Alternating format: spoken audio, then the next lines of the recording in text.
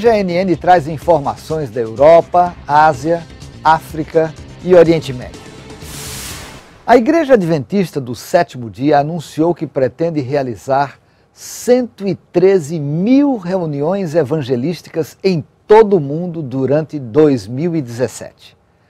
O início dos trabalhos acontece nesse mês de fevereiro em países do leste europeu: Romênia, Armênia, Bulgária, Geórgia, Moldávia, Ucrânia e Rússia vão receber o projeto Participação Total dos Membros. De acordo com o escritório da presidência da Sede Mundial Adventista, 4.300 pontos de pregação vão estar disponíveis como fruto de meses de oração e ação dos fiéis locais. Esta campanha deve ser uma das maiores iniciativas desde os esforços ocorridos em Ruanda em maio do ano passado.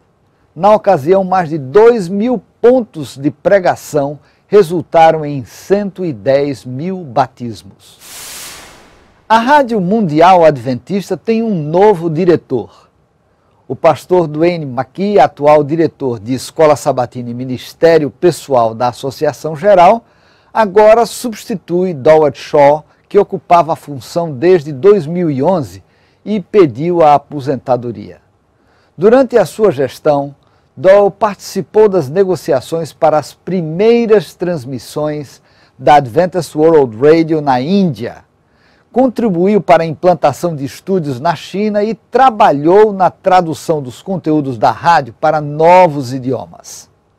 Atualmente, a Rádio Mundial Adventista pode ser ouvida em cerca de 100 diferentes línguas. O rádio é o mais efetivo meio de comunicação devido à sua capacidade de transpor barreiras governamentais, culturais, geográficas e o analfabetismo. A próxima informação vem da Mongólia. Durante uma campanha evangelística, dezenas de pessoas se comprometeram com Jesus Cristo. A Igreja Adventista, na região norte do Pacífico Asiático, tem mais informações. Na Mongólia, as pessoas estão esperando as boas novas de salvação de Jesus. Numa terra de verdes pastagens e inverno gelado, muitos aguardavam ouvir a mensagem dos 3 anjos. E o tempo chegou. Após todo um ano de preparação espiritual e plantio, a Missão Adventista da Mongólia, com o apoio de fiéis e líderes da sede da denominação para toda a região do Pacífico Norte Asiático, realizou uma enorme campanha evangelística durante 7 dias em 3 igrejas da cidade de Ulaanbaatar, a capital do país. O resultado foi o maior batismo da história do adventismo no país. 198 pessoas aceitaram a Cristo publicamente. No último dia da campanha, cerca de 900 pessoas foram agraciadas com uma festa espiritual com boa música, histórias de fé e mensagens bíblicas. Mas, sem dúvida, o batismo de 198 fiéis no rio Ulaanbaatar foi o grande momento de uma história que deixa marcas eternas na vida e no coração de milhares de envolvidos. O evangelismo em Ulaanbaatar foi exitosamente realizado como parte do plano Visão 1 Milhão 2020. Houve grande envolvimento de todos no espírito do plano mundial da igreja chamado Participação Total dos Membros. A grande comissão foi dada a cada um de nós. Todos, sejam pastores ou leigos, têm sido chamados por Deus para cumprir o mandato. Por favor, continuem a orar pelos novos cristãos da Mongólia. Deus os usará como canais de bênçãos até o dia do retorno do nosso Senhor Jesus Cristo. E a última notícia de hoje é comovente. Ela aconteceu durante o último fim de ano. 27 refugiados sírios que são auxiliados pelo Centro de Aprendizagem Adventista em Beirute, no Líbano, decidiram fazer algo especial no Natal. Eles quiseram retribuir as bênçãos recebidas. Os estudantes pediram a amigos e vizinhos roupas para levar àqueles que vivem em outro campo de refugiados no Líbano. Alguns estudantes entregaram as suas próprias roupas para ajudar as pessoas que vivem nas mesmas situações que eles. O resultado foi a arrecadação de mais de 30 sacos grandes cheios de roupas e sapatos. Além de distribuir donativos e comida em cada barraca do acampamento, as crianças do Centro Adventista dedicaram tempo para se confraternizarem com as pessoas do outro lugar. Bem, estas foram as notícias da Igreja Adventista do Sétimo Dia ao redor do mundo. Até a semana que vem, se Deus quiser. Um abraço. Construir o casamento na rocha. Todos nós conhecemos esta passagem em Deuteronômio. Escuta, Israel, o Senhor e só Ele é o único Deus, é o nosso Deus. Ama o Senhor teu Deus com todo o teu coração, com toda a tua alma e com todas as tuas forças. Que os mandamentos que hoje te dou estejam sempre na tua memória. Ensina-os continuamente aos teus filhos e repete-os tanto ao deitar como ao levantar. Quer estejas quer vás de viagem, deves trazê-los no teu braço distintivo, na tua testa como emblema, escreve-os nas ombreiras das portas da tua casa e em todos os teus portões. Isto, enfim, é uma tradução em linguagem mais atual, mas o sentido é este. Portanto, ouve Israel, o Senhor teu Deus é o único Senhor. E o que é que Ele pede de ti? Que guardes os seus mandamentos. E os mandamentos todos nós os conhecemos. Os primeiros 4, amar a Deus sobre todas as coisas, e os últimos 6, amar o próximo como a nós mesmos, começando com o pai e com a mãe. Honra teu pai e tua mãe.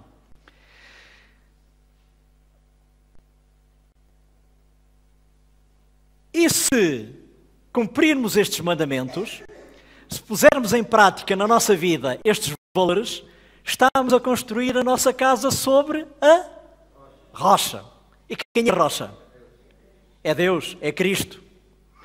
Estamos, ao pôr em prática estes mandamentos, ao pôr em prática, ao guardar estes princípios e valores, esta ética, como se costuma dizer, a ética cristã, estamos a construir a nossa casa sobre a rocha. Mas também pode acontecer o contrário. Em vez de construir a nossa casa sobre a rocha, podemos construir a nossa casa sobre a areia. E quando é que nós construímos a casa sobre a areia? Quando não pomos em prática estes valores, estes mandamentos. O mesmo perigo existe ainda. Muitos têm na conta de cristãos simplesmente porque concordam com certos dogmas teológicos.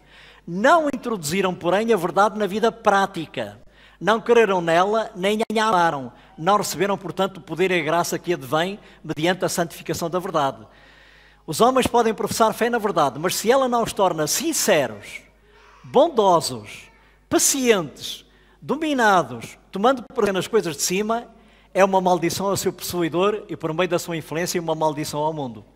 Portanto, se nós não pomos em prática na nossa vida este amor, o amar a Deus sobre todas as coisas e ao próximo como a nós mesmos, nós, portanto, somos, em vez de ser uma bênção, somos uma maldição. Uma maldição na família, uma maldição na sociedade. Portanto, deixamos de exercer a influência que devíamos exercer. E então a nossa casa, o que é que acontece à nossa casa? Cai. Construída na areia, não tem fundamentos, não está edificada sobre Cristo, e então cai. E a nossa vida é uma ruína. Arruinamos a nossa vida com as decisões, com as más decisões que tomamos. A nossa casa construída na areia, vêm os ventos, vêm as ondas, vêm as inundações e a casa cai. Não está edificada sobre Cristo, não está edificada sobre a rocha. Portanto, o amor é fundamental. A lição da escola sabatina que estudámos há pouco, que falava sobre os dons do Espírito, dizia, podemos não ter os dons do Espírito, mas há uma coisa que temos que ter, é o fruto do Espírito. E o fruto do Espírito, o principal fruto do Espírito, é o amor. Podemos não ter dons, podemos não ter o dom de profecia, podemos não saber ensinar, podemos não saber pregar, podemos não ter o dom de línguas, podemos não ter dom nenhum. Mas há uma coisa que, como cristãos, temos que ter, é amor. É o mais importante, é o amor. E então vem aquela passagem que toda a conhece, 1 Coríntios 13. Há alguém que saiba esta passagem de cor, portanto, estes versículos de cor? Alguém o quer assim citar de memória? Esta tradução é um pouco atual, não é? Mas a nossa Bíblia de Ferreira de Almeida diz: ainda que eu falasse a línguas dos homens e dos anjos e não tivesse amor, seria como o metal que soa ou como sino que tine. Ainda que eu tivesse o dom da profecia e conhecesse todos os mistérios e soubesse tudo, conhecesse toda a ciência e não tivesse amor, portanto nada disso valia. Uma pessoa com muito conhecimento, um grande intelectual, com um grande crânio, como se costuma dizer, mas se não tiver amor, aos olhos de Deus isso não tem valor nenhum. Portanto, mesmo que eu saiba tudo, mesmo que eu tenha muita sabedoria, muito conhecimento, se não tiver amor, não tem valor. Se eu tiver uma fé capaz de transportar as montanhas e não tiver amor, não vale nada. Ainda que eu dê esmolas tudo que é meu, até se eu entregasse o meu corpo para ser queimado, se eu fosse um mártir, se eu até estivesse disposto a entregar o meu corpo para ser queimado e não tivesse amor, nada disso me servia. E depois vem a descrição: o amor é paciente, o amor é prestável, é benigno, não é invejoso, não se envaidece, nem é orgulhoso. O amor não tem maus modos, nem é egoísta, não se irrita, nem pensa mal. O amor não se alegra com a injustiça causada a alguém. Portanto, se alguém sofreu uma desgraça, isso não nos deve dar satisfação. Portanto, o amor não se alegra com a injustiça causada a alguém, mas alegra-se com a verdade. O amor suporta tudo, acredita sempre, espera sempre e sofre com paciência. O amor é eterno. O amor é eterno. Porque no céu o amor perdurará. As profecias desaparecem. As línguas acabam. O conhecimento passa. Tudo isto passa. As profecias, quando Cristo vier na sua segunda vinda, já não é preciso dom de profecia. Para que é que a gente precisa de dom de profecia quando Cristo vier? Já não precisamos de profecia. Já não precisamos de saber falar línguas.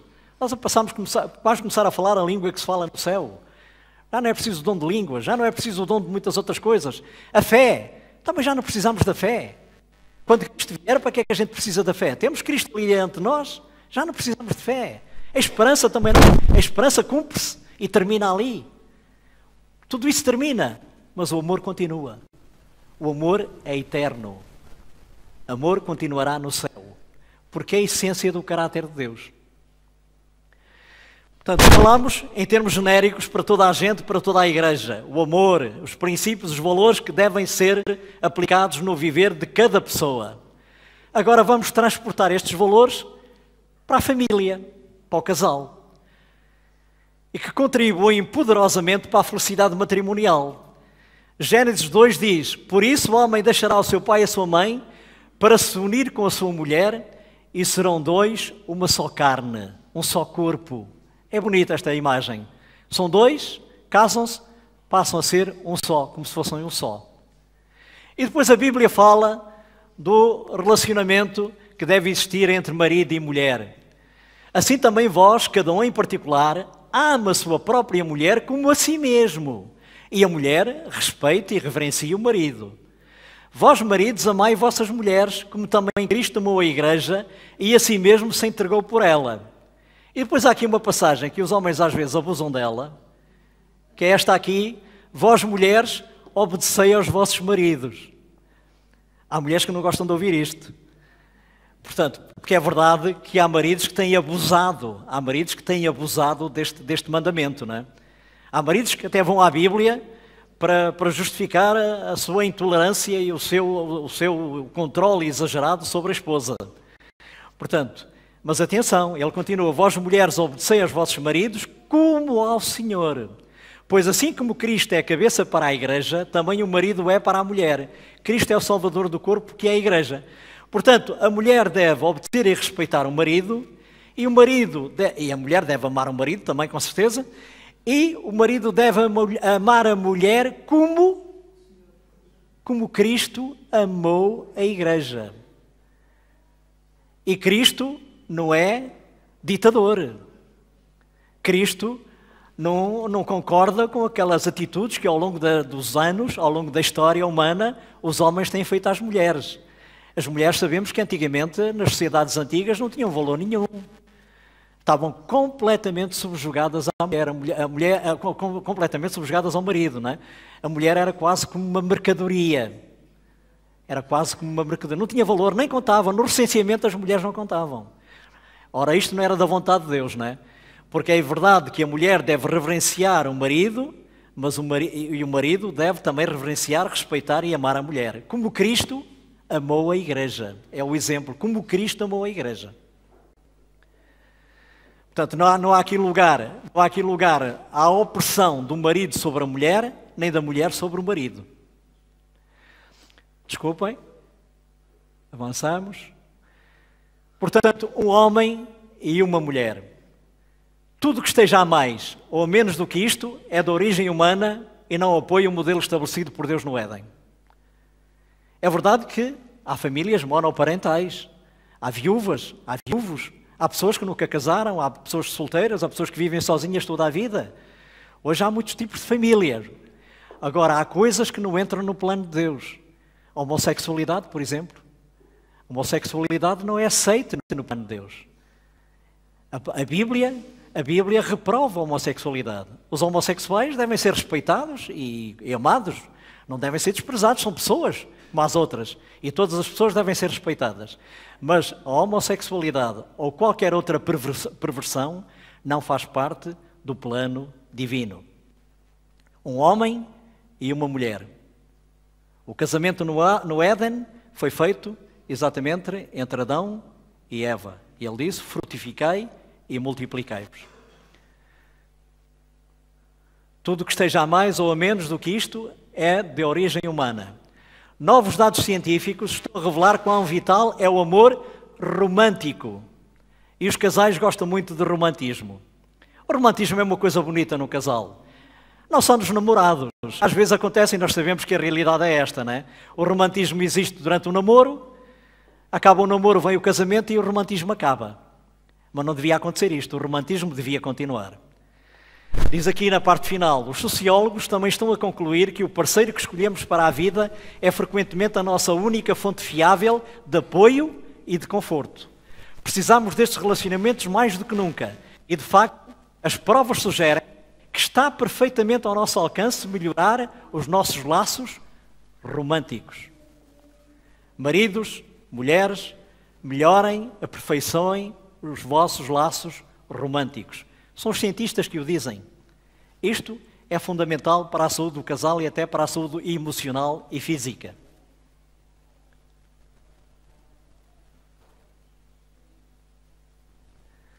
Comunicação.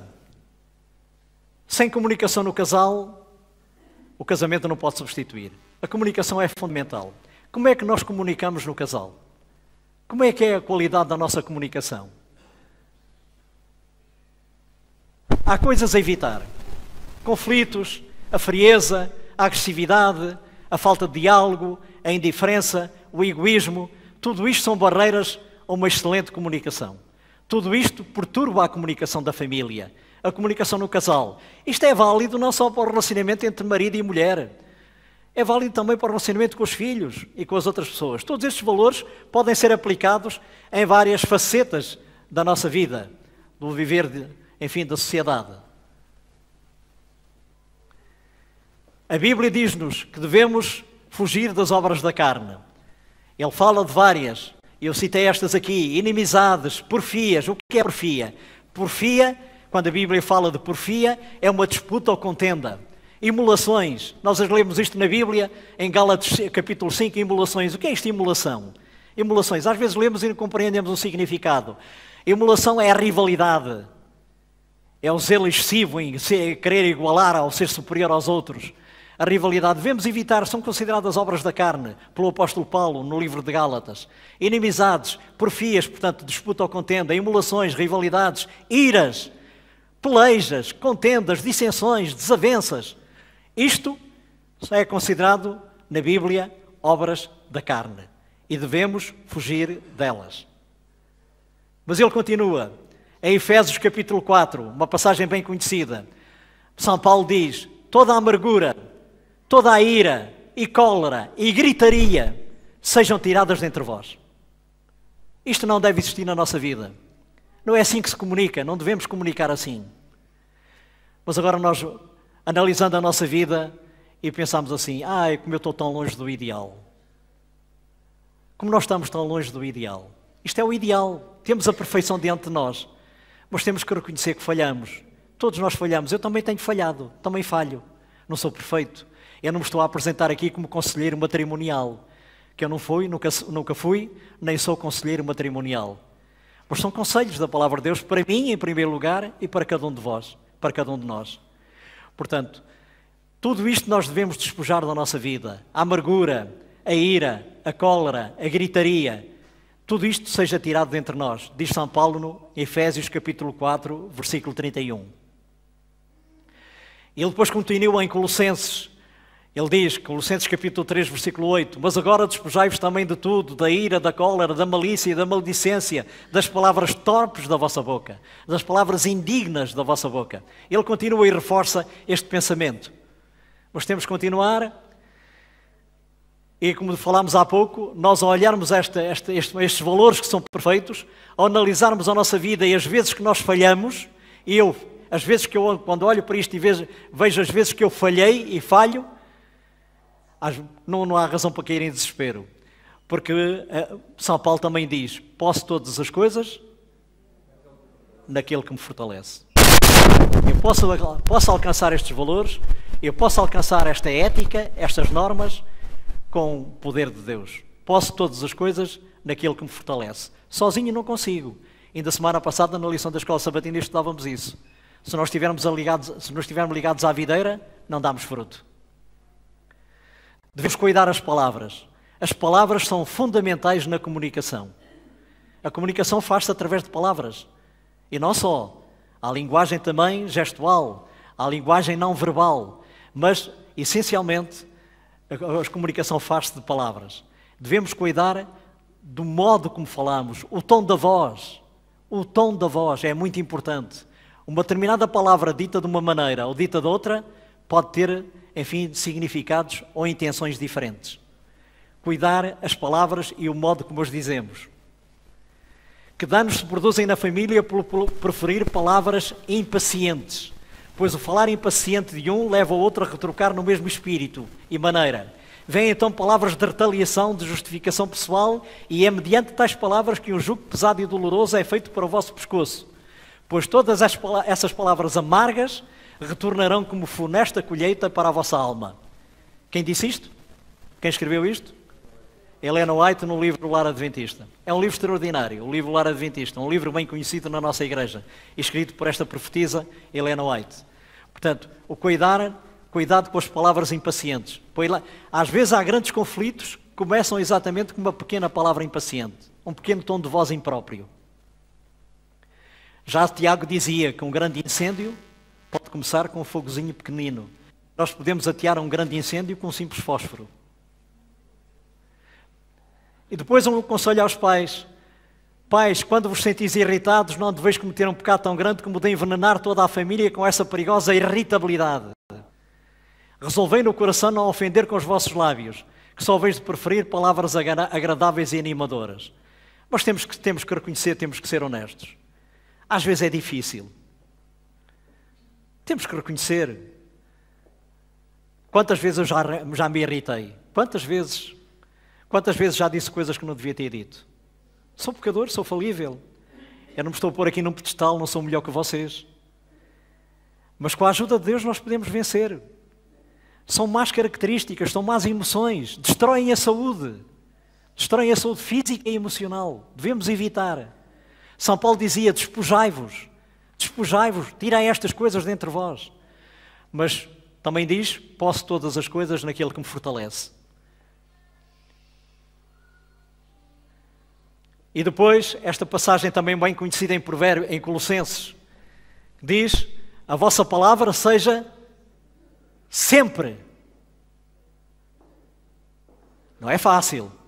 A vossa palavra seja sempre agradável, temperada com sal, para que saibais como vos convém responder a cada um. É uma sabedoria, é um tato que só Deus nos pode dar. Não é fácil. Não é a nossa natureza. É fácil falar assim quando nos acontece qualquer coisa que nos irrita, que nos desagrada? Não é fácil. Mas temos a certeza que Deus nos ajudará a vencer esta má tendência. Devemos cuidar para que as nossas palavras sejam sempre agradáveis. Devemos ser simpáticos. A simpatia é uma virtude cristã. Dicas para construir um casamento na rocha. Construir o casamento numa aliança de amor. Ponto 2. Aceitar os defeitos e imperfeições do outro. Quando casamos, quando o marido casa com a mulher e a mulher com o marido, eles não são perfeitos. Não são perfeitos. Nem a mulher é perfeita, nem o marido é perfeito. E tem que aceitar as imperfeições um do outro. É um processo de construção. O casamento devia ser um processo de aperfeiçoamento, de construção. Ouçam um ao outro. Ouvir. Há pessoas que falam muito, mas são maus ouvintes. E nós temos que ser equilibrados. Temos que ser bons falantes, mas também bons ouvintes. É uma ciência ser bom ouvinte, mas há pessoas que não gostam de ouvir, há pessoas que não sabem ouvir. Falam, e quando nós vamos abrir a boca, elas interrompem-nos, nem nos deixam falar. Portanto, são pessoas que não sabem ouvir. E nós devemos saber ouvir. E no casal isto é fundamental. Isto é fundamental. Há aquela história engraçada que se conta, dois amigos que se encontram, e então, como é que tu estás? Está tudo bem? Olha, casei, então e o teu casamento? Está a correr tudo bem? Olha, é assim, na primeira parte do casamento, eu falava e ela ouvia. Depois, começou ela a falar, ouvia eu. Agora falamos os dois e ouvimos os vizinhos.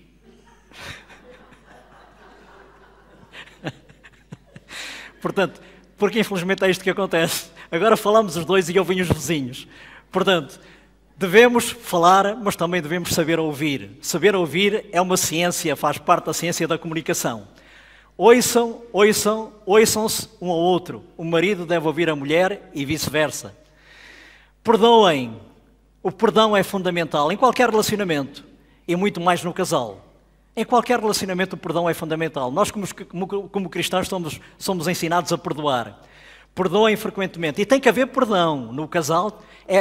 Um casamento não pode existir sem perdão. Porque às vezes o marido tem que perdoar a esposa e a esposa tem que perdoar o marido. E abracem. Abracem mais. O abraço faz bem à saúde, sabiam? Abraçar faz bem à saúde. A uma pessoa que esteja triste e deprimida, vocês experimentam chegar junto dela e dar-lhe um abraço. E vão ver que uma pessoa ganha outro ânimo. Está provado, o abraço faz bem à saúde. O casal deve abraçar. O contacto físico, as manifestações físicas, as expressões físicas são importantíssimas no casal. Os abraços, os beijos, tudo isso é fundamental para existir um bom relacionamento no casal. Perdoem frequentemente, ouçam e abracem mais.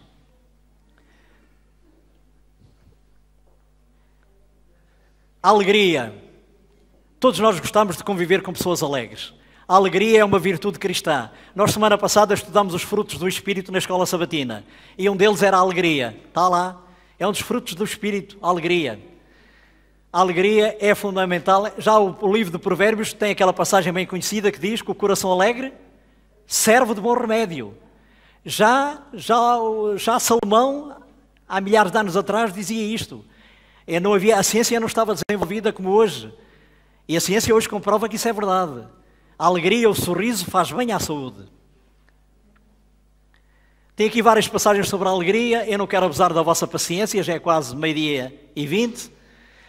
Mas há aqui uma passagem de Helena White, do Lar Adventista. Aliás, eu tenho aqui várias citações do livro Lar Adventista, que é realmente um livro extraordinário, em que a Sra. White diz: nunca vos esqueçais de deveis tornar o lar alegre e feliz para vós mesmos e para os vossos filhos, absorvendo as qualidades, os atributos do Salvador. Nunca vos esqueçais de que deveis tornar a vossa família alegre e feliz. O pai e a mãe têm o dever de tornar a família alegre e feliz. Está escrito. Isto não são palavras minhas. Está escrito no livro Lar Adventista. Palavras inspiradas por Deus. Não permitais que as perplexidades e tristezas da vida diária aflijam o vosso espírito e vos entristeçam o semblante. Se o permitirdes, tereis sempre alguma coisa que vos atormente e aborreça. A vida é o que dela fazemos. E encontraremos o que buscarmos. Se olharmos as tristezas e perplexidades, se estamos de mau humor, de modo a ampliar pequenas dificuldades, encontraremos quantidades delas para nos absorver os pensamentos e a conversação. Mas, se olharmos o lado brilhante das coisas, encontraremos o suficiente para nos fazer alegres e felizes. Se dermos sorrisos, eles nos serão devolvidos. Se falarmos palavras agradáveis e alegres, assim nos falarão também. Portanto, a vida é aquilo que dela fazemos. Porque se queremos ser pessimistas, encontramos muita coisa na vida que alimenta o nosso pessimismo. Há muita coisa má na vida. Mas também, se quisermos ser otimistas, também encontramos muita coisa boa na vida que alimentará o nosso otimismo. Conta-se a história daqueles 2 homens que estavam a olhar por uma janela. 2 homens, 2 personalidades diferentes. À noite, janela aberta, eles olham. Um olha e fica maravilhado. Olha para cima, vê estrelas, um céu lindo, e ele fica extasiado. O outro olha pela mesma janela, olha para o chão e só vê a lama e porcaria. Estas são as 2 atitudes que podemos ter na vida. Ou ter uma atitude, como lemos aqui, ou ver o lado positivo da vida, ou ver o lado negativo da vida. Porque é verdade que a vida tem aspectos positivos e negativos. Qual é aquele ao qual nós vamos dar mais importância? Ao lado positivo ou ao lado negativo? Coisas más? Claro, o próprio Jesus disse, no mundo tereis aflições, mas tende bom ânimo, porque eu venci o mundo. Há tristezas? Há dificuldades? Há problemas? Todos os dias há problemas para resolver. É verdade que há. Mas devemos ser resilientes. É uma palavra que se utiliza hoje muito. Devemos ter resistência para aguentar essas coisas. O próprio Jesus disse, no mundo tereis aflições, no mundo tereis problemas, mas tenham ânimo, porque eu venci o mundo. E se olharmos para Cristo, nós ultrapassaremos todas essas barreiras e dificuldades. Portanto, devemos ser otimistas, devemos ver o lado brilhante da vida, devemos ser alegres e felizes. As crianças são realmente uma fonte. As crianças podem não ter brinquedos, podem não ter muita coisa, podem ser pobres, mas é fácil encontrar um sorriso na cara de uma criança. É dever de cada um cultivar a alegria. Continua a Ellen White no livro Lar Adventista. Eu não vou ler tudo, o nosso tempo está a avançar. Se quiserem depois podem consultar este livro, que realmente eu considero um livro extraordinário. Essas emoções depressivas causam grande dano à saúde. Diz aqui, já eu vou um bocadinho mais atrás. Há coisas ao seu redor que não apreciam e a sua fisionomia mostra uma sombra contínua que mais do que palavras expressam o seu descontentamento. Essas emoções depressivas, portanto, quando somos negativos, quando somos pessimistas, essas emoções negativas, o que é que diz ali? Essas emoções depressivas, o que é que fazem? Causam grande dano à saúde. Temos que ter cuidado. A tristeza, a ira, a cólera, o ódio, todas essas coisas más, a zanga, a irritabilidade, tudo isso destrói a saúde. Temos que fugir disso. Destrói a saúde. Pois, embaraçando o processo digestivo, interferem com a nutrição. Ao passo que preocupação e ansiedade não remediam um simples mal, podem produzir grande dano. Mas alegria e esperança, ao mesmo tempo que iluminam o caminho dos outros, são vida para os que as acham e saúde para o seu corpo. As más emoções, hoje a ciência não tem dúvidas sobre isso. As más emoções são destrutivas da saúde e as boas emoções favorecem a saúde. A alegria favorece a saúde, a boa disposição, o bom humor favorece a saúde, a esperança. Portanto, as emoções positivas favorecem a saúde e prolongam a vida. A passagem do livro de Provérbios que falamos há pouco, não é? Portanto, são vida para os que as acham e saúde para o seu corpo.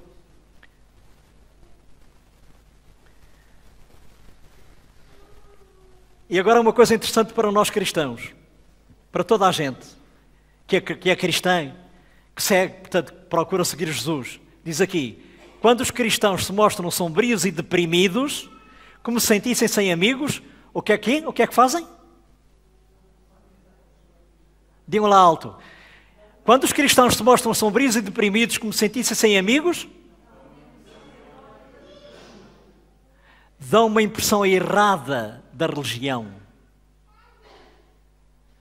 Ou seja, traduzindo, damos mau testemunho. Quando somos assim, sombrios, quando temos estas características, quando somos negativos, damos mau testemunho. Damos uma impressão errada da religião. Todo o céu é alegria, diz ali. Até sublinhei, todo o céu é alegria. E nós devemos cultivar estas graças também no nosso viver diário. Portanto, mais uma vez, como disse há pouco, está escrito no livro Lar Adventista. Outra citação do livro Lar Adventista. Mas temos que continuar. Há várias passagens sobre alegria. E agora a brandura. A brandura tem menos passagens. Estamos quase a chegar ao fim. Eu disse que estava aqui até às 2 da tarde, mas vamos acabar muito mais cedo. Peço a vossa paciência por mais 1 minuto ou 2. A brandura. A alegria, já vimos a alegria, a brandura. Às vezes o comando é um bocado desobediente. Não permitais que qualquer atrito ou dissensão penetre no lar. Falai delicadamente. A gentileza. Na família, no casal, deve haver gentileza, deve haver simpatia, deve haver cortesia. Falai delicadamente. Na família, a agressividade não deve existir. No casal, essa palavra é injustificada, é impensável. Não permitais que qualquer atrito ou dissensão penetre no lar. Falai delicadamente, com gentileza. Nunca levanteis a voz ao ponto da aspereza. Portanto, cá está a condenar a agressividade. Conservai-vos calmos. Afastai a crítica e toda a falsidade. Helena White, O Lar Adventista, página 436.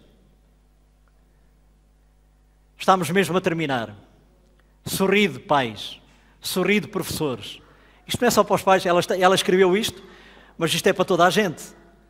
Também é outra citação do livro Lar Adventista. Sorrir, está provado, também faz bem à saúde. Sabem que eu há tempo estava a ver um programa de televisão e eu vi uma coisa interessante que também fez rir. Foi criada em Lisboa a Clínica do Riso, em que as pessoas vão lá só para se rirem, porque está provado que o riso liberta endorfinas que fazem bem à saúde. E as pessoas vão lá só para se rirem. Basta começar a rir, os outros sabem que o riso é contagioso. Basta uma pessoa começar a rir, as outras riem-se todas a seguir, não é? Portanto, as pessoas vão para lá exatamente com este objetivo, para se rirem, porque está provado que o riso faz bem à saúde. Portanto, nós devemos sorrir. Na igreja temos que sorrir mais uns para os outros. Aquela cara de pau, aquela cara de frieza, indiferença e frieza para com os outros, não deve existir. Não deve existir na igreja, não deve existir na família. Sorrido, pais, sorrido, professores. E agora uma coisa interessante que ela diz. Isto não é fácil. Se o vosso coração está triste, ela diz isto ali, Helena White, no livro Lar Adventista, página 432. Se o vosso coração está triste, que o vosso rosto não revele. Isto não é fácil, porque se estamos, desculpem o termo, chateados, toda a gente à nossa volta fica a saber que estamos chateados, não é? Portanto, não é fácil, mas estamos a prejudicar-nos a nós, estamos a prejudicar a nossa saúde e a influenciar negativamente os outros também. Sorrido, pais, sorrido, professores. Se o vosso coração está triste, que o vosso rosto não revele. Deixai que a alegria de um coração amorável e grato refulja no rosto. Como disse há pouco, isto é um processo. Nós falhamos, eu falho. Como disse, e volto a repetir, como disse no início, não me estou aqui a apresentar num pedestal, não sou melhor que vocês. Não sou nenhum conselheiro matrimonial. Estes conselhos são para mim e são para cada um de nós, não é? Mas é verdade que seremos abençoados, muito abençoados, se pusermos estes princípios em prática na nossa vida. Estamos mesmo a terminar. Sorriso. O sorriso, portanto, a alegria é realmente importante, fundamental na família. Podemos ter, e ela continua, é como lhe digo, faltam 2 ou 3 slides para acabar. Podemos ter verdadeira, diz a Sra. White, podemos ter verdadeira dignidade cristã e ao mesmo tempo ser alegre. Parece uma equação impossível. Como é que eu posso ter um aspecto digno e respeitável e ao mesmo tempo ser alegre? Mas posso. Ela diz isto. Jesus era assim. Como é que vocês imaginam a imagem de Jesus? Jesus é o nosso exemplo. É o exemplo em tudo. Agora, se Jesus viesse aqui, como é que vocês achariam, ou se nós tivéssemos a oportunidade de recuar 2000 anos atrás e falar e ver Jesus, como é que vocês acham que Jesus seria? Acham que ele seria uma pessoa antipática e fria? Com cara de pau? Impossível. Se as crianças corriam para ele, as crianças não correm para ninguém que tenha uma cara de pau. Vocês já viram as crianças correrem para uma pessoa assim?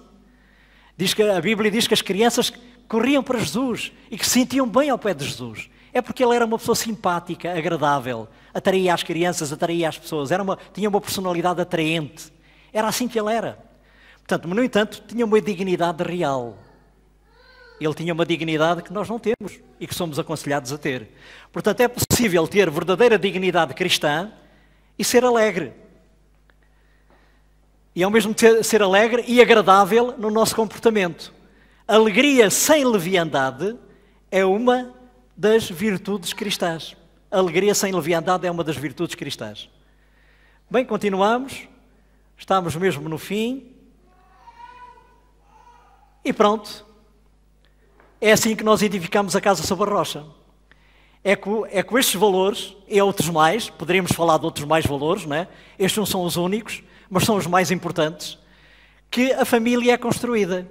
E é assim que nós construímos a nossa família sobre a rocha. É assim que nós construímos a nossa casa, o nosso lar sobre a rocha. Todo aquele que ouve as minhas palavras e as põe em prática pode comparar-se ao homem sensato, sábio, inteligente, que construiu a sua casa sobre a rocha. Está ali, terminamos com o último slide. Os que sabem inglês sabem o que é que aquilo significa. Construir o casamento sobre a rocha. É o que está ali escrito. Que Deus nos possa ajudar a construir as nossas famílias, sejam elas de que tipo forem. Que Deus nos possa ajudar a construir as nossas famílias sobre a rocha. É o meu desejo esta manhã. Que Deus vos abençoe. Um bom sábado, uma boa semana.